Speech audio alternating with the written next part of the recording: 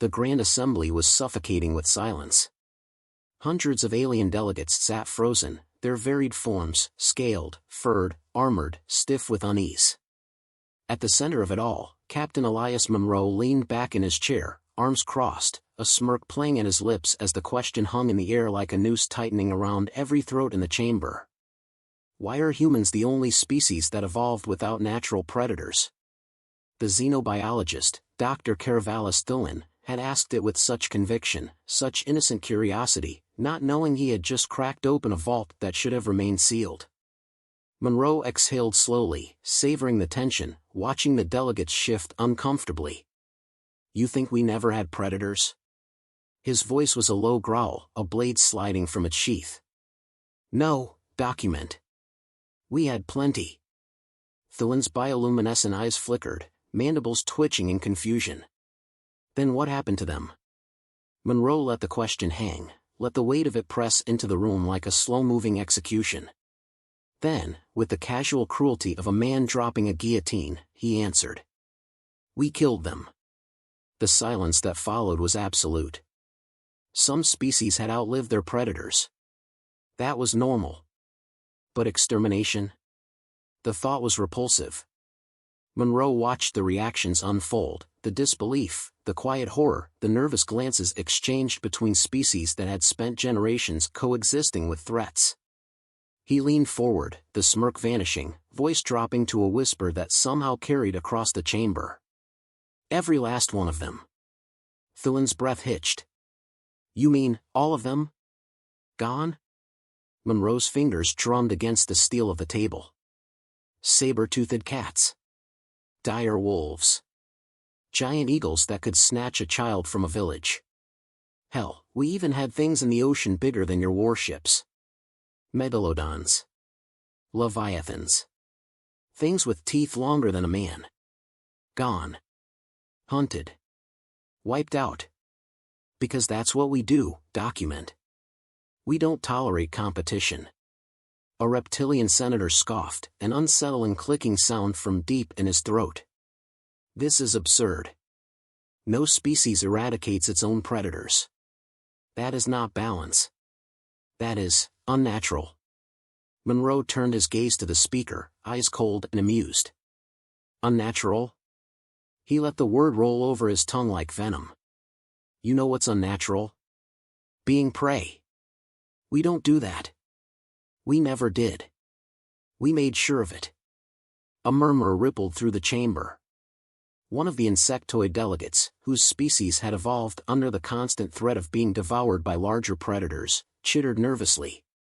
"But you still coexisted with other intelligent species, yes? Surely your world had others." Monroe laughed, sharp and humorless. "Oh, we weren't always alone. There were others. Homo neanderthalensis. Homo erectus. Denisovans. Some of them were bigger. Stronger. Smarter in ways we weren't. And yet..." He spread his hands, a mockery of innocence. "Look around. See any of them sitting here today?" The realization struck like a hammer blow. Some species in the USS had relatives, evolutionary cousins, other sentients they had learned to live alongside. But humanity had no siblings, no close genetic relatives still breathing. That wasn't an accident. That was a pattern. Thulin swallowed, voice cracking. "You exterminated them?" Monroe's smirk widened. "What part of we killed them all didn't you understand?" Horror spread like an infection. The Vorkai Collective, whose entire philosophy revolved around maintaining equilibrium in nature, recoiled as if they had stared into an abyss and found it staring back. A senator from the Korthax Dominion whispered, almost to himself, "A species that eliminates all threats." That is. He couldn't find the word. Monroe found it for him. Efficient. A blue-skinned diplomat from the Ashari Republic, known for their pacifism, spoke with a shaky voice. "But, why? Why would you do this? Surely some predators could be left." "There must have been." Monroe shook his head. "See, that's where you don't understand us. We don't leave threats. We don't coexist. We win." He let that word settle before continuing, his tone shifting from casual to something darker. Every species in this room has spent their history fighting to survive against predators, learning to run, to hide, to adapt. We learned too. But our way was different. We didn't become prey. We became something worse. Thulon's claws curled against the table. Worse? Monroe's expression was unreadable. We became the predators of predators. A reptilian warlord scoffed, attempting to mask his unease with bravado. This is nothing but human bravado. Storytelling. You speak as if you are an unstoppable force, yet the Union has fought wars before. We have seen your kind bleed. Monroe's eyes darkened. You've seen us fight. You've never seen us hunt. Before the conversation could continue, a deep, warbling alarm cut through the chamber. The doors slid open violently, and a high-ranking officer of the USS Fleet stormed in, his pale skin flushed with urgency. We have a crisis. Every delegate turned. The officer's voice shook. The Siltar devourers have breached the outer colonies. Panic spread like wildfire. The Siltar devourers were a nightmare from the void, apex predators of the galactic rim, world eaters that thrived on destruction. USS military doctrine had always been clear: contain, mitigate, survive. But the reports coming in were catastrophic. Planets falling in hours. Fleets torn apart like carrion. The USS had no answer for them. Monroe watched the chaos unfold with a slow, assessing gaze, then exhaled, shaking his head. You people still don't get it. The room turned to him. You're still thinking like prey. He rose from his chair, stretching like a man preparing for something inevitable. You don't fight things like the Siltar. You don't hold the line. You hunt them. Thulon's voice was a whisper. You can't mean to. Monroe shot him a look, sharp as a blade. There's only one way to deal with a predator. His fists clenched. You end it. Silence fell once more, but this time it wasn't the weight of curiosity or horror. It was something colder. Something final. The USS had spent centuries ensuring the balance of the galaxy. But for the first time, they faced something that wouldn't just challenge that balance. It would consume it. And humanity? Humanity wasn't afraid of predators. Because humans were the only species in the galaxy that had learned the one lesson every other species had avoided. Predators don't stop. So you have to make them stop first. Thulon, trembling now, asked the only question that mattered. How do you intend to do that? Monroe grinned, but there was nothing warm in it. Nothing kind. Only the edge of something ancient, something ruthless, something the galaxy had never truly understood until now. Simple, he said. We do what we've always done. He turned to the USS generals, his voice a blade slicing through the room. We hunt. The war table was filled with holographic projections of burning colonies, fleets reduced to wreckage, and transmission logs filled with the screaming of doomed soldiers. Every USS official present had seen war, but none had seen anything like this. The Siltar devourers didn't invade like an army. They swarmed. They descended from the void in nightmarish numbers, their hulking, insectoid forms crashing into cities, tearing through defenses with ruthless precision. They didn't conquer. They consumed. Monroe watched the panic unfold around him with an almost detached amusement, arms crossed as the alien commanders argued over containment strategies, fallback positions, and desperate diplomatic attempts. Useless, he muttered, voice barely above a growl. Thulon, still reeling from Monroe's earlier revelations, turned sharply. You have a better plan? Monroe exhaled, shaking his head as if he were dealing with children who had never learned the basics of survival. You're all thinking like prey. He slammed a fist against the table, sending a ripple of tension through the room. Every single one of you has spent your existence running, hiding, negotiating with threats. That's why you're losing. A sleek-skinned amphibian admiral flared his gills in agitation. We are not losing. We are regrouping to counter. Monroe cut him off with a cold laugh. Counter? Against something that doesn't stop? That doesn't feel fear? That doesn't negotiate? He leaned forward, his eyes burning. You don't counter something like this. You exterminate it. An armored reptilian commander hissed, his crest rising in anger. Exterminate?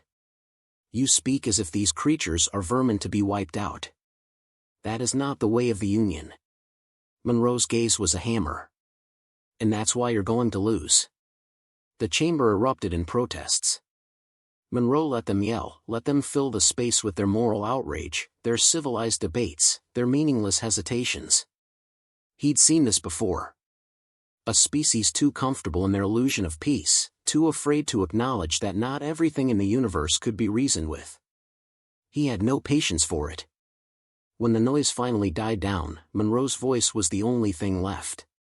You people have spent so long avoiding war that you forgot the one truth of survival. There's no coexistence with something that wants to eat you. There's no truce with a predator. There's only kill or be killed. Thuan's mandibles twitched. And you're saying humans? Monroe cut him off. I'm saying we know what it takes. He gestured to the burning colonies on the holoscreen. You're wasting time talking about strategy when what you need is execution. You don't fight the Siltar like an enemy. You hunt them like prey. A silence fell. Monroe could see the unease in their faces. They didn't understand yet. Didn't want to. Fine. He'd make them understand. He pointed at the battle reports. Your fleets are losing because you're trying to hold ground. That's a mistake. You can't fight a swarm defensively. You have to bleed them out. Force them to overextend. Cut off their ability to reproduce. Destroy every egg, every breeding ground, every nest. You hit them so hard they never get the chance to recover. A thick-furred senator from the Ladhari clans folded his arms, skeptical. Even if we agreed to such extreme measures, we don't have the firepower to execute that kind of campaign. Monroe's grin was all teeth. You don't. We do. The room stiffened. The unspoken fear that had been lurking beneath their protests finally surfaced. They knew what that meant. If humanity took control of this war, they wouldn't fight by the Union's standards. They wouldn't play by the rules of war these species had spent centuries codifying. They wouldn't be restrained. The amphibian admiral's throat pulsed, voice cautious. You're suggesting handing over the offensive to humanity? Monroe shrugged. Unless you want to keep losing.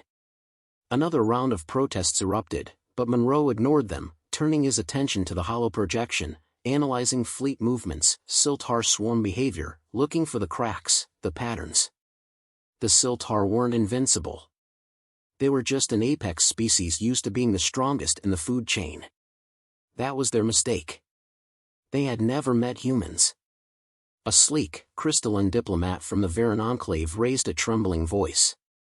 If we give humanity full command over the war effort, how far are you willing to go? Monroe didn't hesitate. All the way. He let the weight of those words settle before adding, you can't let something like this retreat. You can't leave it wounded. You have to wipe it out. Every last one.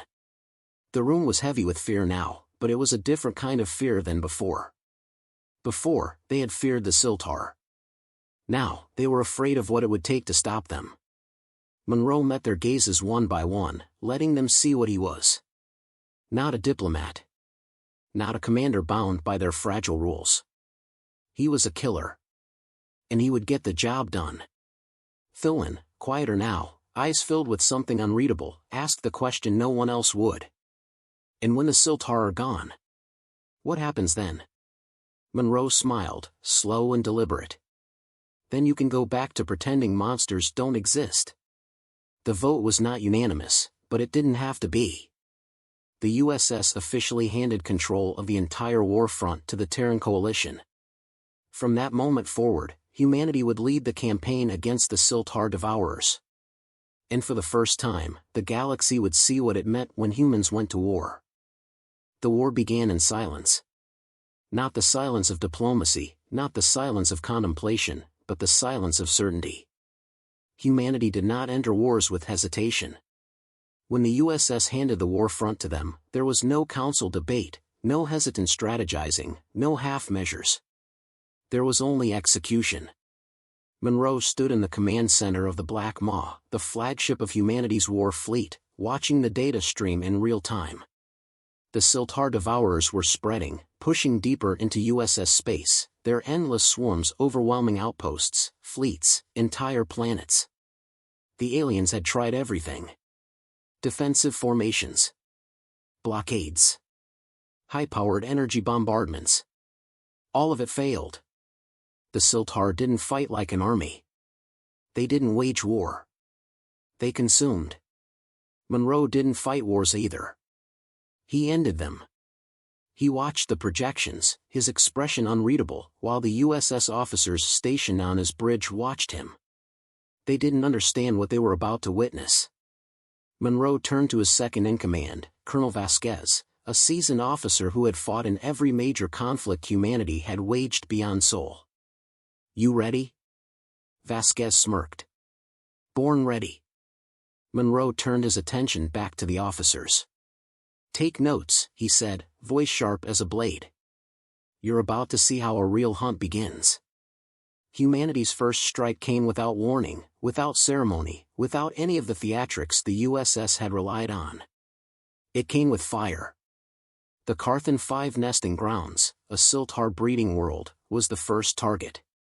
A USS fleet had attempted to contain it. Monroe burned it.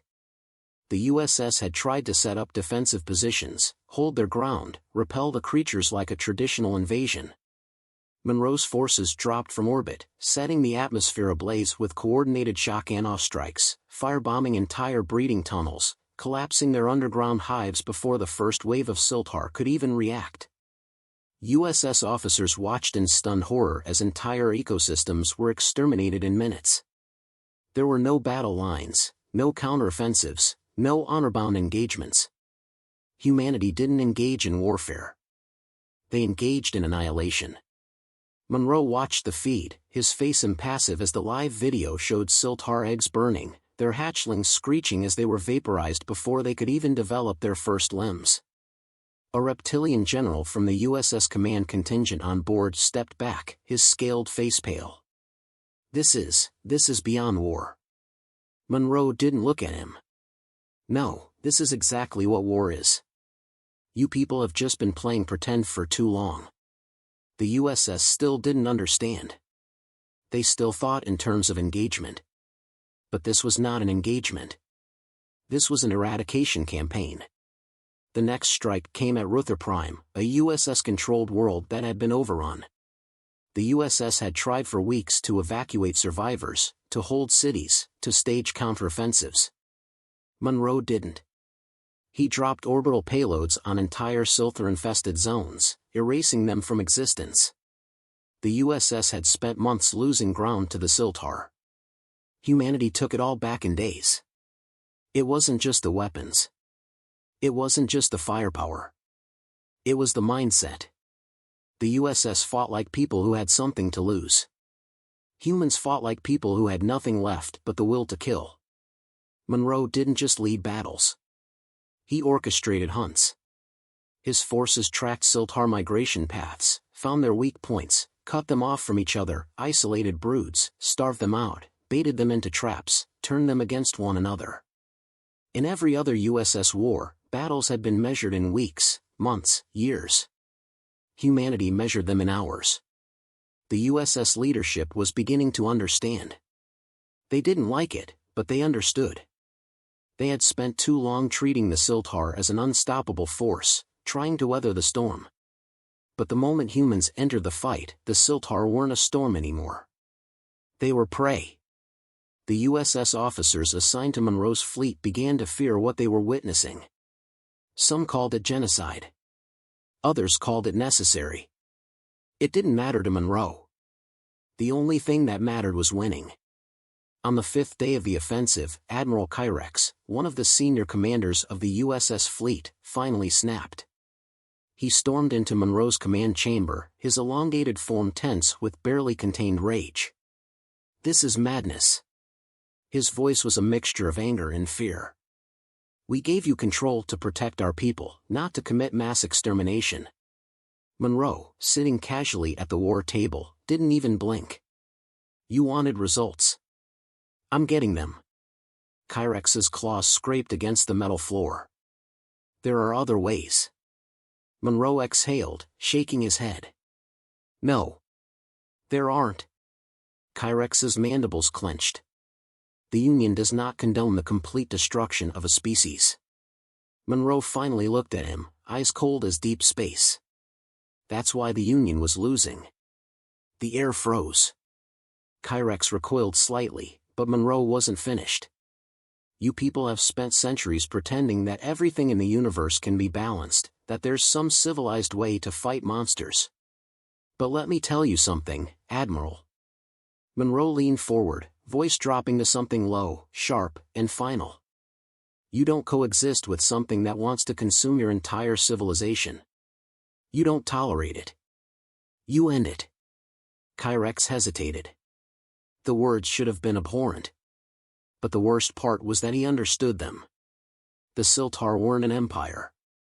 They weren't a nation. They weren't something that could be negotiated with. They were a plague, and humanity was treating them exactly as they deserved, as something that had to be wiped out, root and stem. And worse? It was working. The Siltar were losing. Monroe stood, adjusting his combat gloves. You gave me control of this war because you needed someone who could win it.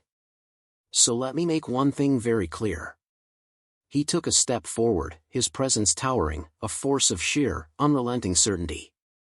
Either you let me finish this war my way, or you go back to dying slowly. Kyrex didn't respond. He didn't need to. The war had already changed. The galaxy had already changed. And at the center of it all was the one species that never accepted the role of prey. The one species that had never lost to a predator.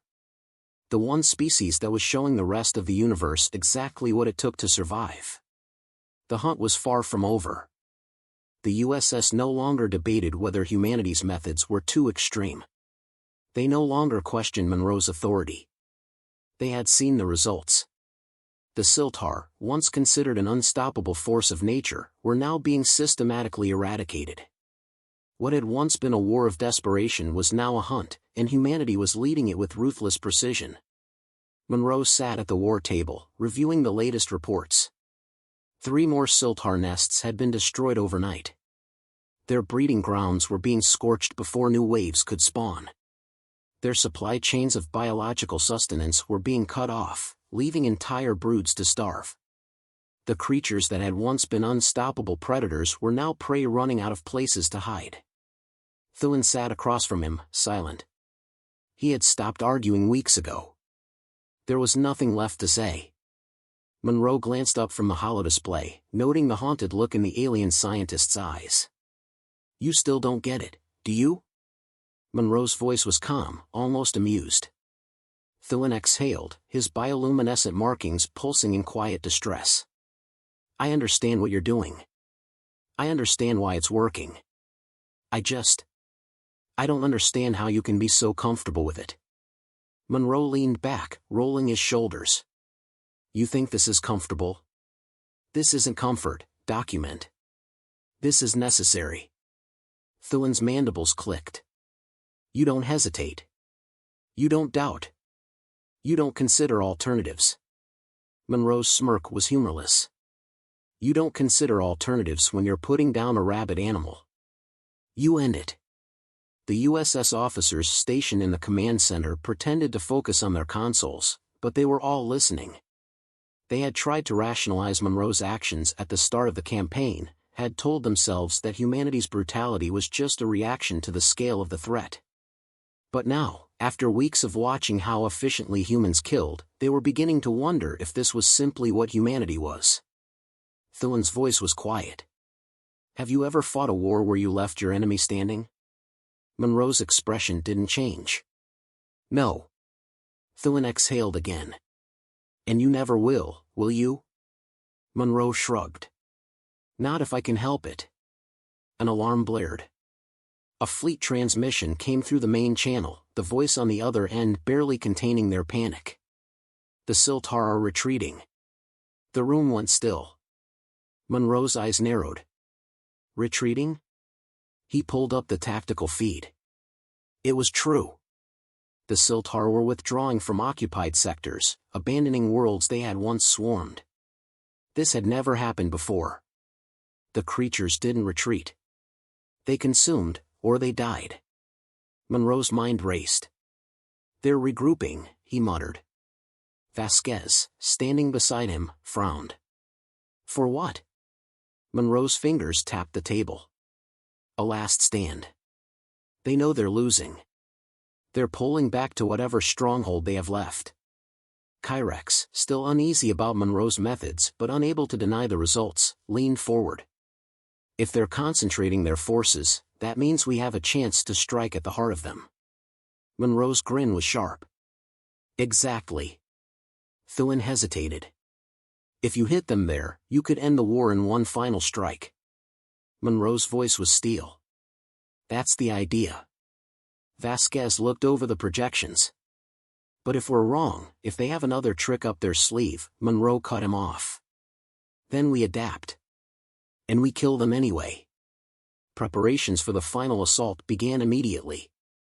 The USS Fleet, now fully under Monroe's command, mobilized for the largest offensive operation in the history of the war. Monroe watched as the ships assembled, as firepower beyond measure was aimed at the coordinates of the last Siltar stronghold. His orders were simple. We don't leave survivors. No fallback. No retreat. We go in, and we finish this. The USS officers hesitated, but no one protested. They had seen too much. They knew this was the only way. The fleet arrived at the Siltar homeworld, a massive, sprawling organic hellscape, a planet covered in living biostructures, teeming with billions of the creatures. The USS officers paled at the sight of it. Gods! Someone whispered. Monroe was unfazed. Vasquez, initiate orbital bombardment. Full saturation. The order was given. The first waves of tactical nuclear strikes fell from the sky, incinerating kilometers of Siltar territory in moments. Their screams echoed through the void. The hive mind reacted, unleashing its entire swarm in a desperate attempt to fight back. But it was too late. The largest battle of the war began, and it was not a battle of equals. Humanity fought with ruthless precision, using baited traps, ambush formations, flamethrowers, bioweapons, everything needed to wipe out an entire species in one overwhelming onslaught. The Siltar swarms broke upon them like waves against a cliff. Monroe's fleet pushed forward, advancing through burning hives, shattered brood chambers, collapsing breeding tunnels, leaving nothing behind but ash and silence. Kyrex stood in the command center, watching the destruction unfold in real time. He looked at Monroe, who was standing at the center of it all, issuing orders with calm efficiency, his expression unchanged. I think I finally understand, Kyrex murmured. Monroe glanced at him. Understand what? Kyrex's mandibles clicked. Why humans don't have natural predators. Monroe's lips curled into something that wasn't quite a smile. Because we don't leave any alive. The battle raged for hours, but it was not a true battle. It was a massacre. And then, at last, it was over. The last Siltar queen was found, buried deep within the remains of her hive. Monroe and his team breached the chamber, flamethrowers ready, weapons hot. The creature shrieked, knowing its end had come. Monroe aimed his rifle, expression blank. No more monsters. He pulled the trigger. The war was over. The Siltar were gone. And the galaxy, for the first time, truly understood what humanity was. The USS leaders stood in the aftermath, looking at the ruins, at the smoldering remains of a species that had once threatened them all. Thulin turned to Monroe. Do you ever stop? Monroe exhaled, letting the smoke from his rifle drift into the air. Only when the threats do. The fires still burned across the ruined Siltar homeworld, thick plumes of black smoke rising into the atmosphere like funeral pyres. The last remnants of the species lay in twitching, smoldering heaps, their once endless swarms reduced to nothing more than ash and silence. The war was over. But the room where the final decision had been made, the command chamber of the Black Maw, was anything but calm. The USS delegates sat in stunned silence, eyes locked on the battlefield projections, their minds struggling to process what they had just witnessed. The extinction of a species. An enemy they had feared for years, one that had taken countless worlds, one they had believed unstoppable. And humanity had wiped them out in weeks. No negotiations. No truces. No survivors. Monroe stood at the head of the table, arms crossed, his face unreadable. He let the silence drag out, let them sit with the weight of what they had just ordered. He had given them every opportunity to stop this, every chance to object. None of them had. Because for all their hesitation, all their horror at humanity's methods, in the end, when they had been faced with total extinction or victory at any cost, they had chosen to win. Now they had to live with it. He tapped a few commands into the holotable, shifting the feed to show the final moments of the war. The last of the Siltar queens, buried beneath the shattered remains of her hive, screeching as the flames consumed her. His own voice echoed over the recording. No more monsters. One shot. The last breath of a species. Then silence. Kyrex exhaled slowly, his elongated fingers clenching against the table. "It's done," he muttered, as if saying it aloud would make it feel real. Monroe nodded. "Yeah. It is." The Ladhari senator, his thick fur matted with sweat, swallowed hard. "And what now?" His voice was quieter than usual, filled with something that sounded like unease. "What happens after this?" Monroe didn't answer immediately. He turned, pacing the length of the war table, the weight of the moment pressing down on him. "What happens?" He exhaled sharply. "You all go back to your comfortable little civilizations. You go back to your debates, your policies, your treaties. You go back to pretending that monsters like the Siltar don't exist. And when the next threat comes, when another species rises from the dark, ready to tear your worlds apart, you'll hesitate again." He looked at them, his gaze sharp as a blade. "And then you'll call us again. And we'll do what needs to be done. Again." Thulin, who had remained silent through the entire discussion, finally spoke, his voice low, uncertain. "And what if there are no more monsters left?" Monroe stopped, turning to face him. "Then you should be more afraid than ever." The room froze. The words hung heavy in the air, thick with implication. Monroe's expression didn't change, but his eyes held something darker, something colder. "For thousands of years, humanity has fought. We have hunted. We have eradicated anything that threatened us. And when we ran out of things to fight, we turned on each other." His fingers drummed against the war table. "That's our nature. We don't stop. We don't retreat. We don't know how to exist without a war to fight." His smirk was sharp, humorless. "That's what makes us so good at it."